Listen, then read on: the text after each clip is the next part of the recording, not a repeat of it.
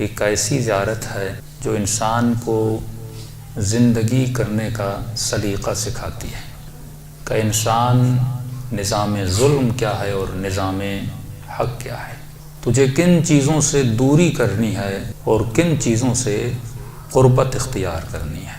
اسی زیارت میں ایک بھی دعا انسان اپنی دنیا کے لیے نہیں مانگتا، یعنی مادی چیزیں اللہ سے طلب نہیں کرتا، مال کی دعا نہیں ہے، اولاد کی دعا نہیں ہے۔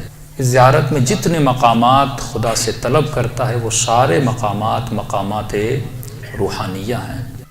مقام عند اللہ خدا سے مانگتا ہے، مقام سلم مانگتا ہے، مقام کرامت مانگتا ہے، مقام ثبات قدم مانگتا ہے، مقام محمود مانگتا ہے، رزق براعت مانگتا ہے، بے ابی انت و امی جو مقام قربانی ہے۔ اس سے بڑا کوئی مقام نہیں کہ انسان کی زندگی میں جو سب سے عزیز ترین چیز ہو اس چیز کو قربان کرنے کی دعا مانگتا ہے، کیونکہ ہر انسان خود کو حسین پہ قربان نہیں کر سکتا۔ کئی ایسے تھے جو دور سے دیکھ رہے تھے پر مولا کی مدد کے لیے جا نہیں رہے تھے، کچھ ایسے تھے جو لشکر میں موجود تھے، یہاں تک کہ شب عاشور اس لشکر میں موجود ہیں، اور صبح کو 2 لوگ ایسے تھے جو امام حسین کو چھوڑ کے چلے جاتے۔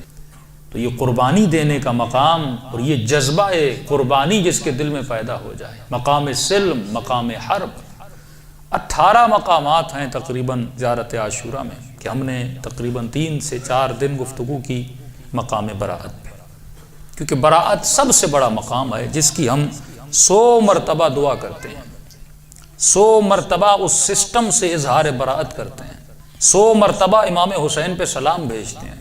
اس براعت میں ایسا ہے کیا کہ معصوم فرماتے ہیں ریپیٹڈلی تو لعنت بھیج، لعنت بھیج۔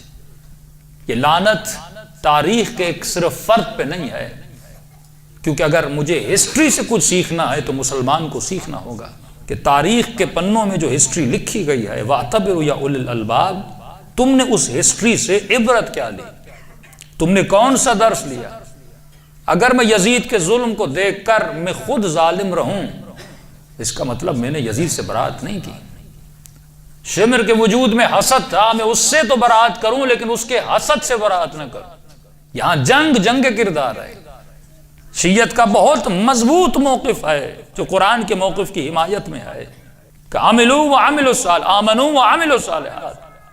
اللہ کہتا ہے ایمان بھی لانا ہے اور اس کے ساتھ عمل صالح بھی انجام دینا ہے۔